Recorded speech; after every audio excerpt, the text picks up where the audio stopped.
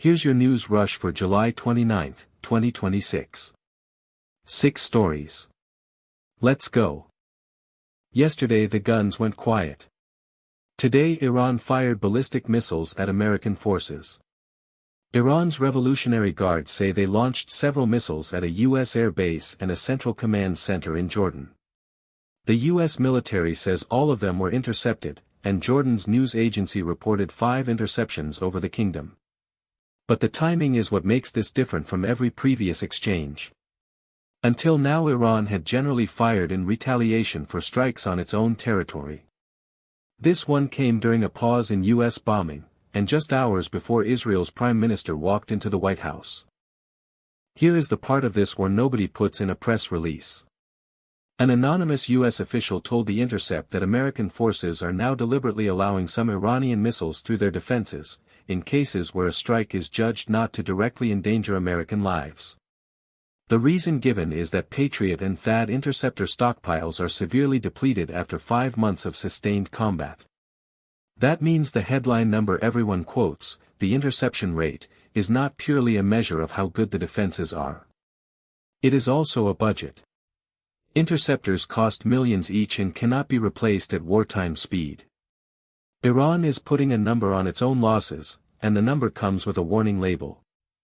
Iran's government says 350 state employees were killed on duty during the war, telecommunications engineers, power line workers, doctors and nurses among them. It says Bushehr Airport is out of service and must be rebuilt from scratch, and that natural gas production capacity fell by around 230 million cubic meters. But there is good reason to treat those figures cautiously.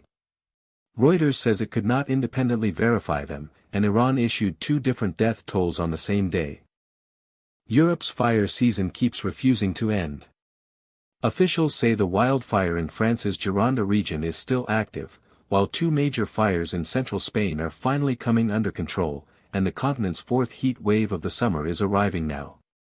Yesterday France evacuated around 4,000 people from Atlantic coast tourist sites as the heat returned. That is the pattern worth watching. Crews keep getting a fire almost contained, and then the temperature climbs again before they can finish. 3 firefighters have already died on Europe's fire lines this month. Ukraine says it is the one with leverage now. Ukraine's top negotiator Sergei Kislitsia says Kyiv believes it can force Russia into serious negotiations, a claim that lands days after President Zelensky met Britain's new Prime Minister in London. But notice what kind of statement this is.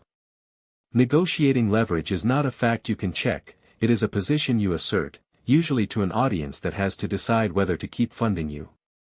That does not make it wrong.